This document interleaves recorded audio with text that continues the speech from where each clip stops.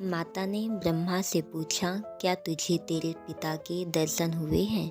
तब ब्रह्मा जी ने कहा, हाँ, मुझे पिताजी के दर्शन हुए हैं। वह मनुष्य सदृश तेजोमय शरीर युक्त है। दुर्गा ने कहा, साक्षी बता। तब ब्रह्मा ने कहा, इन दोनों कन्याओं के समक्ष मेरा साक्षात्कार हुआ है।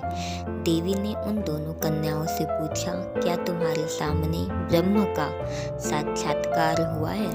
तब दोनों ने कहा, हाँ, हमने अपनी आँखों से देखा है।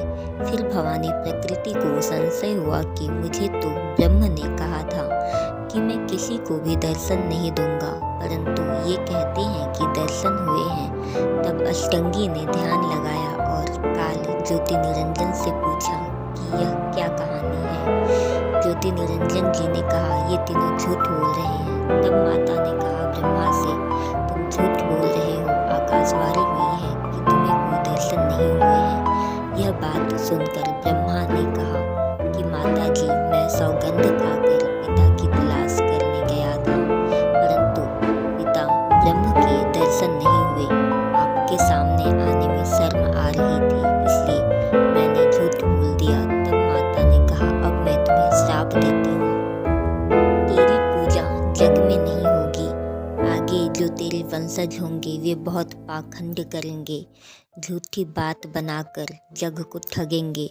ऊपर से तो कर्मकांड करते दिखाई देंगे, मगर अंदर से विकार करेंगे तथा पुराणों को पढ़कर सुनाया करेंगे। स्वयं को ज्ञान नहीं होगा कि सद्ग्रंथों में वास्तविकता क्या है। फिर भी मान, वश तथा धन प्राप्ति के लिए गुरु बनकर अनुयायियों को लोक वेद शास्त्र विरुद्ध दंत कथा सुनाया करेंगे। देवी देवों की पूजा करके तथा करवा के दूसरों की निंदा करके कष्ट पर कष्ट उठाएंगे। जो उनके अनुयायी होंगे उनको परामर्श नहीं बताएंगे।